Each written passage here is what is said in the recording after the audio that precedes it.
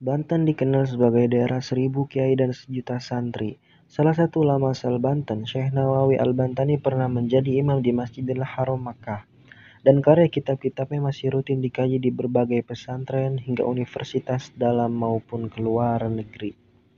Selain Syekh Nawawi, ada banyak lagi ulama terkenal di Banten. Berikut ini ada 3 ulama yang masih hidup dan dipercaya keramat, seperti dilansir dari halaman laduni.id. 1. Abuya Syar'i Ciomas Banten. Abuya Tubagus Ahmad Syar'i Ciomas Banten merupakan sosok ulama yang sangat paling diakui keberadaannya sebagai paku bumi di Banten. Beliau merupakan satu-satunya murid Syekh Nawawi Al-Bantani sekaligus ulama satu angkat dengan Mbah Hashim Asy'ari, pendiri Nahdlatul Ulama. Kini usianya sudah mencapai kisaran 140 tahun, tentunya sudah sangat sepuh. Ulama yang satu ini sangat jarang dikenal oleh orang umum di Nusantara. Tak jarang di Banten sendiri dikarenakan memang beliau jarang keluar terlihat publik. Kesehariannya hanya berdiam di rumah dan menerima tamu yang datang ke rumah. Banyak tamu yang datang sekedar meminta doa dan barokah dari beliau. Beliau disebut-sebut sebagai pemegang golok Ciomas, golok yang bukan sekedar golok biasa, tapi golok ini merupakan golok prasejarah yang menjadi wasilah terusirnya orang-orang Baduy saat mereka menyerang Banten. 2. Buya Muhtadi Cidau Pandeglang Banten merupakan salah satu ulama yang diakui sebagai pakunya tanah Banten, seorang ulama yang terdaftar dalam jajaran Mustasyar PBNU. Beliau adalah seorang putra dari Abuya Dimyati Cidau Pandeglang. Ayahnya merupakan seorang waliullah yang sangat masyhur tak hanya di Nusantara namun juga dunia internasional. Pernah suatu ketika Abuya Dimyati dipenjarakan oleh salah satu partai politik. Namun anehnya ketika Abuya Dimyati dalam penjara, semua penjaga lepas selalu merasakan hal yang aneh seperti muntah-muntah, sakit perut, dan buang air besar terus-menerus. Atas kejadian tersebut kemudian dalam jangka waktu singkat Abuya Dimyati dibebaskan dari penjara. Abuya Muhtadi merupakan sosok ulama karismatik yang mempunyai banyak karomah. Banyak murid-muridnya yang secara langsung melihat karomah beliau. Salah satunya yang terkait dengan banjir sekitar daerah Serang belakangan ini yang menghanyutkan banyak korban bangunan, toko besar, dan barang-barang berharga lainnya.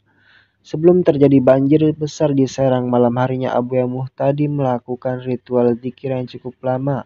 Setelah usai dikira, beliau keluar lalu berkata pada orang-orang yang berada di situ, Banten sudah tidak dapat tahan. Banten sudah tidak dapat tahan lagi oleh saya.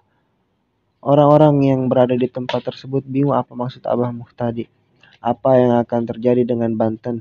Biasanya kalau Abah berkata begitu, tak lama lagi akan ada hal besar yang akan terjadi di tanah Banten. Benar saja, keesokan harinya sekitar waktu subuh, Banten berduka. Khususnya yang berada di daerah Serang dan sekitarnya terjadi banjir besar yang luar biasa. 3. Buya Munfasir pada Rincang, Banten. Penampilan yang sangat bersahaja membuat orang yang melihatnya bergetar, wajahnya bersinar, beliau bagai magnet kehidupan. Ulama paku bumi Banten yang terakhir adalah Abuya Munfasir yang bertempat tinggal di Padarincang, Serang, Provinsi Banten. Beliau mempunyai pesantren yang tanpa nama terletak di kaki Bukit Padarincang. Abuya Munfasir dulunya seorang dosen IAIN di kota Cirebon. Setelah itu beliau hijrah kembali kepada Rincang. Beliau menjual seluruh harta bendanya untuk dibelikan sebidang sawah dan membangun sepetak gubuk, dan sisa selebihnya beliau sumbangkan. Pada saat krisis moneter, di mana keadaan sangatlah paceklik, sampai pada saat itu katanya untuk makan 1 biji telur saja harus dibagi 7, cerita beliau. Abuya Munfasir hanya menerima santri laki-laki yang jumlahnya maksimal 40 orang saja. Akan tetapi belum pernah santri yang mencapai angka 40 orang. Abuya menerapkan beberapa syarat untuk dapat mondok dan menuntut ilmu di tempatnya. Salah satunya dengan tidak diperbolehkan membawa apapun, hanya baju yang melekat di badan saja yang diperbolehkan untuk dibawa ke pondok beliau. Selain dites agar sanggup berpuasa selama 40 hari sambil berbuka dan sahurnya hanya dengan 3 teguk air saja, tidak lebih. Setelah melewati cara pengetesan ini, Abuya mengharuskan santri untuk berpuasa dengan umbi-umbian yang tidak diperbolehkan untuk dimasak. Tahu terkena api pada taraf ini, santri harus mengiringi puasa dengan membaca Al-Quran 10 juz per harinya.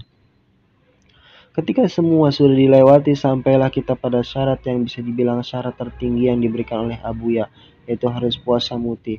berpuasa dengan hanya nasi putih dan garam saja, dan berpuasa dari segala omongan yang atau tidak berbicara. Jadi jangan heran ketika berkunjung ke tempat beliau akan menemukan santri-santri beliau yang tidak mengeluarkan sepatah kata sedikit pun.